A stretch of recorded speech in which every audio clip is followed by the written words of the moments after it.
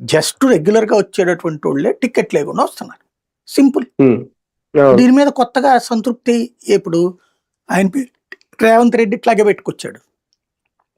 హ్మ్. గ్రామీణ ప్రాంతాల అక్కడ ఆయనైతే ఇంకా ఎక్స్‌ప్రెస్‌లు, నాన్ స్టాప్‌లు కూడా ఇచ్చాడు ఫెసిలిటీ. అవును. కానీ పల్లె హ్మ్. ప్రాంతాల్లో 60% మద్దతే వచ్చింది.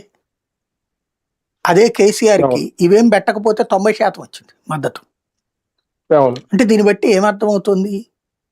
మేము అనుకున్నది కాదు కావాల్సింది. నేను అద్భుతం అని చెప్పుకోవడం కాదు. రెండవది మీరు చెప్తున్నట్టు పెన్షన్. యెస్, జగన్ ఉన్నప్పుడు కూడా పెంచాడు. రాజశేఖర రెడ్డి ఉన్నప్పుడు కూడా పెంచాడు. ఖచ్చితంగా ఆ విషయంలో చంద్రబాబు గారిని కూడా అప్రిషియేట్ చేయాలి. వాళ్ళు ఇంకా 200 రూ. 50 అట్లా పెంచుతుంటే కంటే ఈయన ఏకదం రూ. 1000 పెంచాడు. అంతకుముందు పెంచాడు, ఇప్పుడు పెంచాడు. Appreciation. At the same time what next? కొత్త వాళ్ళెవరు?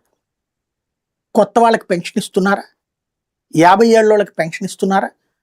కొత్తగా 18 నెలల్లో ఒక్క పెన్షన్ ఇచ్చారా? ఇప్పుడు కార్యకర్త కాలర్ ఎగరేసుకు చెప్పాలి. సరే వైసీపీ వాళ్ళకేంటి, నేను నా కాలర్ ఎగరేసుకోవడానికి కాకుండా నా వాలంటీర్ కాలర్ ఎగరేయమంటావా అన్న కోపం వచ్చింది. ఓకే. కానీ ఆ రోజునైతే ప్రతి నాయకుడు గర్వంగా చెప్పుకోగలిగాడు కదా, మేము సంక్షేమం విషయంలో ఎక్కడా మిస్ కావట్లేదు, ప్రతి ఒక్కళ్ళకి పార్టీలకు అతీతంగా కూడా ఇచ్చామన్నది ఓకే కదా, ఒప్పుకున్నది కదా అప్పుడు తెలుగుదేశం కూడా, వాళ్ళకి కూడా ఇచ్చారని.